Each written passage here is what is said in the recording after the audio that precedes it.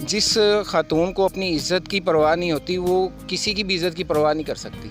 इससे जो है ना वो तफ्तीश होनी चाहिए, इससे पूछना चाहिए कि भाई जिसकी गोद में आपको जिसने उठाया हुआ था वो पूरी जो है ना वो पूरे पाकिस्तान को कसूरवार ठहरा दें। बिस्मिल्लाहिर्रहमानिर्रहीम, मैं हूं जवेद इकबाल हंजरा और आप देख रहे हैं न्यूज़ लाइन डिजिटल। नाजरीन, आज हम बात करेंगे ग्रेटर इकबाल पार्क में आयशा अकरम के हवाले से, जो टिकटॉकर थी।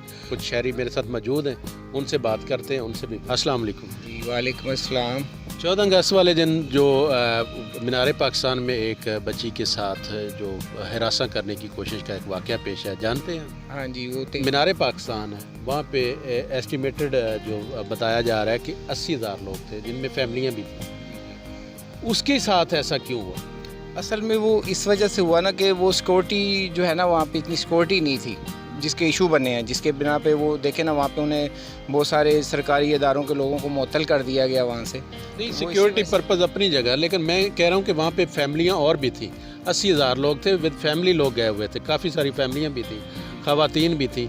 इसी जो टिकटॉकर थी इसके साथ ही ऐसा क्यों?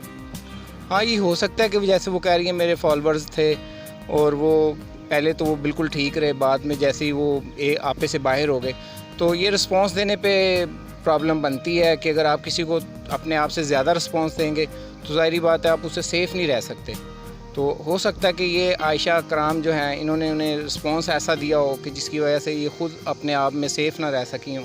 तो उसके बाद फिर ये जो दूसरा प्रॉब्लम है वो ये सिक्योरिटी का होता है, क्योंकि मेन जो है वो उसको जो है सिक्योरिटी को जो है ना उनको प्रोवाइड करना चाहिए था। पार्क वालों को देखना चाहिए था कि ये एक ऐसा त्यौहार है, इसमें अमूमन जो है 14 अगस्त का त्यौहार होता है, हमारे और प्रोग्राम होते हैं, जैसे ये भी 10 मुहर्रम का था, तो इसमें सिक्योरिटी के बड़े इश्यूज़ होते हैं। तो इसी में ये जो है कि इनको चाहिए था कि इसमें जो है अपनी सिक्योरिटी को जो है ना वो प्रोवाइड करते। तो इसमें आपकी नज़र में कसूर वो 400 जो लड़के जिन पे FIR हुई है उनका है, या उस बच्ची का है टिकटॉकर जो है, या इंतज़ामिया का? देखें, ये तो 50-50 है, ये लड़की का भी है, क्योंकि उसने ऐसा रिस्पॉन्स दिया।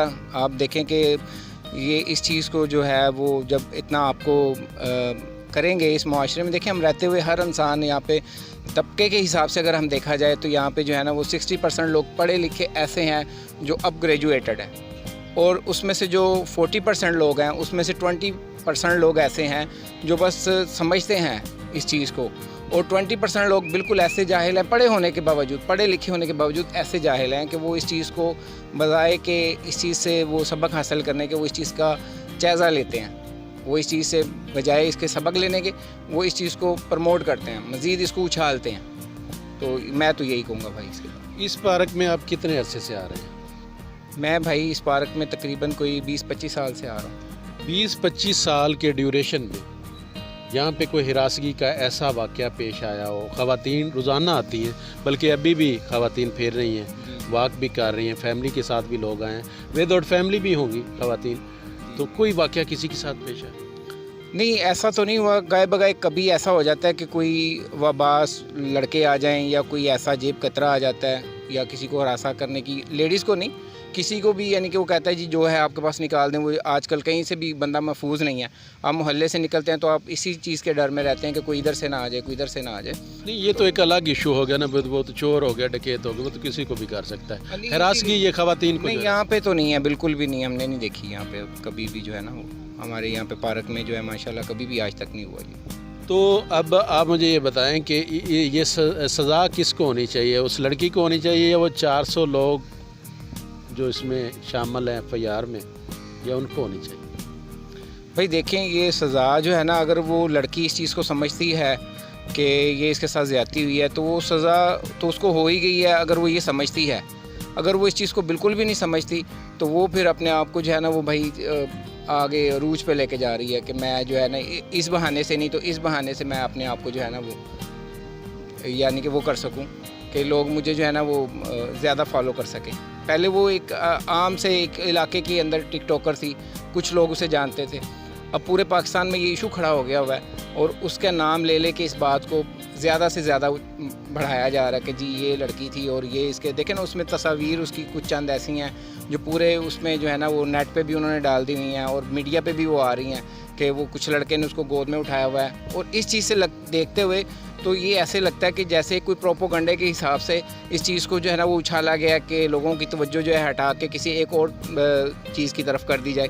जो मुल्क के हालात चल रहे हैं इस वक्त और ये जो पड़ोसी ममालिक के जो वाक़यात हो रहे हैं जिसकी वजह से कुछ ऐसे मामलात होते हैं, हो सकता है कि इसको भी इसी वजह से कोई मामलात खड़ा किया हो। तो भाई आए दिन में तो बहुत सारे पाकिस्तान में वाक़यात होते हैं, किसी को मेन नहीं लिया जाता। तो ये एक ही खातून को इसी तरह इतना मेन लेके जाना, ऊपर लेके जाना, तो ये तो सोचने की बात है ना भाई। पूरे पाकिस्तान में बहुत सारे वाक़यात होते हैं जो बिल्कुल भी नहीं आते सामने, मीडिया भी नहीं लेता, कोई भी नहीं लेके आता। तो यही वाक़या क्यों ख़ास तौर पे ये मीडिया के ऊपर। और इसमें 14 अगस्त को वाक़या हुआ है, ये 16 अगस्त को आगे रिपोर्ट हुआ है, लोगों को बताया गया है। फिर इसमें एक चीज़ और देखने वाली है, तो बच्ची ने जो FIR में अपना घर का एड्रेस दिया है वो एड्रेस ही गलत है। अब उसने अपने आप को मशहूर करने के लिए सारा ड्रामा रचाया। जी, फिर तो ऐसे ही लगता है कि वो अब जो है ना इस तरीके से मशहूर, ये देखिए ये जो लोग होते हैं ना, जिस खातून को अपनी इज़्ज़त की परवाह नहीं होती वो किसी की भी इज़्ज़त की परवाह नहीं कर सकती। मैं ये कहूँगा भाई, देखिए वो माँ बहन बेटियाँ हैं जो अपनी इज़्ज़त की हिफाजत खुद करना जानती हैं। उनको पता है कि ऐसे करने से हमारी इज़्ज़त और उछलेगी, तो ये उछाली जा रही है मज़ीद, तो ये अपने आप को ज़्यादा मज़ीद वो जो करने की बात है, तो ये सारा इसी का कसूर है। तो क्या फिर वो जो 400 नौजवानों पे FIR दर्ज हुई है, उनको कहती गवर्नमेंट कहती कि उनको इबरतनाक हम सज़ा भी देंगी, होनी चाहिए?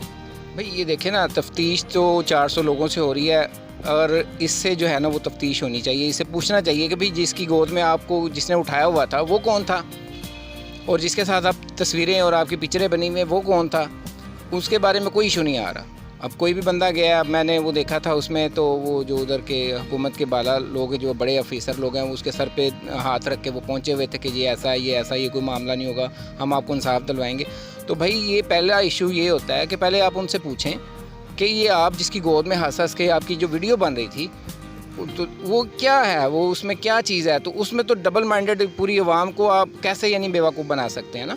एक पूरी आवाम जो हमदर्दी के तौर पे, कोई इस्लामाबाद में निकला हुआ है, कोई कराची में निकला हुआ है, तो भाई वो ख़ुद भी इस चीज़ को गौर से देखें कि ये आज़ादी तो ठीक है, इस हद तक की आज़ादी ठीक है, पर ये जो आप देखें कि इसमें ये जो गोद में उठा के वो फिर रहा है, तो आप इस पे इशू ही नहीं उठा रहे, आप देख ही नहीं रहे कि पूरा आप इंसाफ की बात करें। ये नहीं है कि एक तबका जो है वो बिल्कुल ऐसे ही है कि उसने ये काम किया तो उस 400 बंदों ने ये हरासा करने की कोशिश की है। हो सकता है कि उस वक्त के टाइम के हिसाब से वो लोग कम बता रहे थे। अब आप पूरी जो है ना वो पूरे पाकिस्तान को कसूरवार ठहरा दें एक खातून की खातर कि ये पूरे पाकिस्तान का कसूर है क्योंकि ये ऐसे क्यों पहुंची है, इसके साथ ऐसा क्यों हुआ है। तो भाई ये एक पूरा जो है ना प्रोपोगंडा है, मैं समझता हूँ इस चीज़ को, क्योंकि ये 2-3 एंगल से आपको देखना पड़ेगा।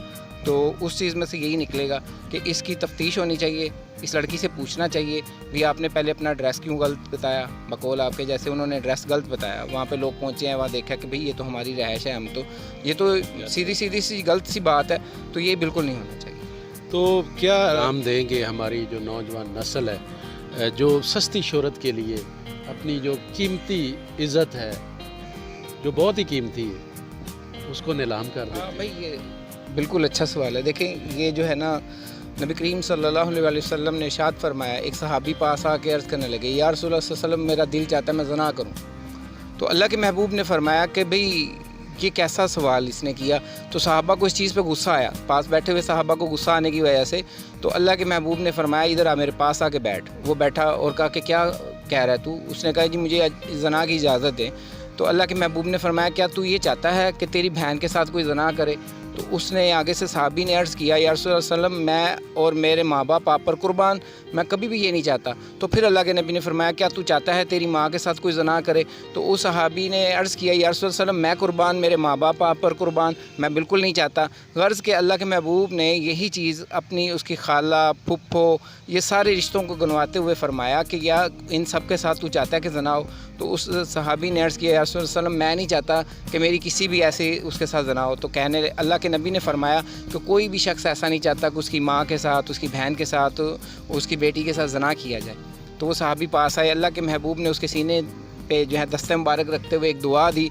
दुआ देने के बाद उसको जब भेजा तो उस सहाबी के नज़दीक सबसे जो बदतरीन गुनाह था वो ज़ना था, क्योंकि ये चीज़ सहाबा के दौर में वाक़यात पेश आते गए।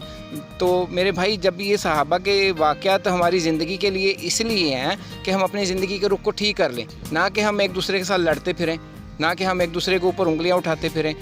ये जो पाकिस्तान हमें मिला था ये किस बिना पे मिला था भाई? ये सोचने की बात है ना, एक अलहदा मुल्क, वरना हम उन्हीं के साथ रहते, उन्हीं के साथ जीते मरते, उन्हीं के साथ उन्हीं के त्यौहार। देखें, उन्हीं के त्यौहार हम यहाँ पे भी मनाते हैं। और कुछ लोग ऐसे हैं जो 60% पढ़े लिखे लोग हैं, वो कहते हैं कि यार ये चीज़ आप बिल्कुल इसमें ना लेके आओ, ये आज़ादी होती है, इसको होना चाहिए। ठीक है भाई, ये हम नहीं कह रहे कि नहीं होनी चाहिए, लिमिट में लेके होनी चाहिए।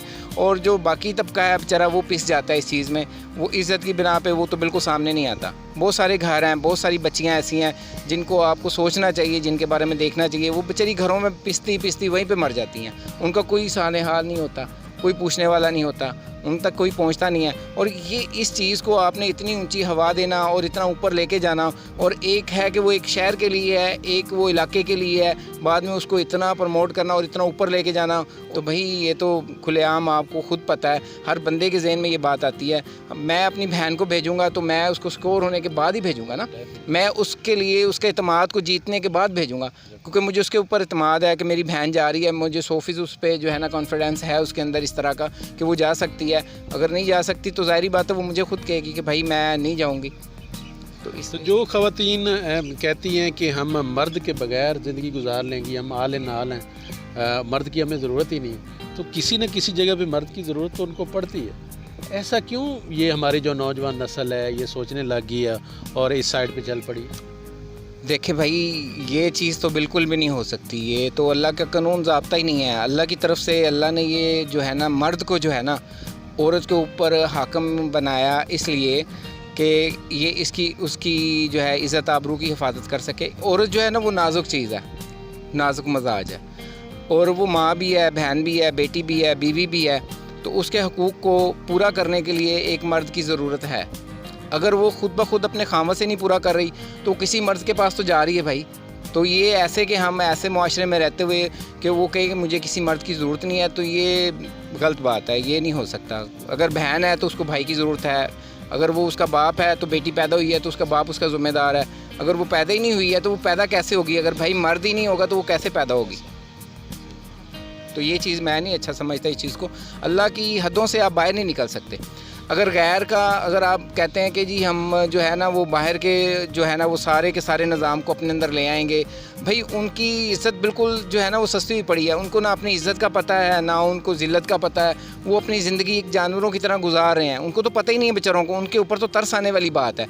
और ये था, हम निकले थे, हम उन्हें बताते, हम जाते, हमारे पास सबसे कीमती चीज़ कलमा है कि भाई इस कलमे की बिना पे हम उनको जाके ये बात समझाते कि अल्लाह रब्बुल इज़्ज़त ने जो आपके ऊपर हकामात उतारे हैं, नबी करीम सल्लल्लाहु अलैहि वसल्लम के मुबारक तरीके जो उतारे हैं, अगर इस तरीके पे आप अपनी ज़िंदगी को गुजारेंगे, अल्लाह के हकामात को आप पूरा करते चले जाएंगे, इस दुनिया में आपको कामयाबी मिलेगी, आखिरत में हमेशा हमेशा की कामयाबी मिलेगी। और भाई ये करने से मिलेगी। किसी की बेइज्जती करेंगे तो ज़ाहिर बात है वो आपको उसका रिएक्ट दोबारा पलट के मिलने वाला है। आप किसी की इज़्ज़त करेंगे तो ज़ाहिर बात है आपको दोबारा उसका रिएक्ट वापस मिलने वाला है, आपको इज़्ज़त मिलेगी। तो ऐसा नहीं हो सकता कि अल्लाह का ज़ाब्ता कानून गलत हो जाए, नाउज़ुबिल्लाह। अगर आपके ज़हन में कोई ऐसा सवाल हो तो आप कमेंट सेक्शन में हमें बता सकते हैं, आप अपनी राय बता सकते हैं। इंशाअल्लाह नेक्स्ट किसी और प्रोग्राम के साथ आपकी खिदमत में हाज़िर होंगे। तब तक मुझे दें इजाज़त। अल्लाह हाफ़िज़।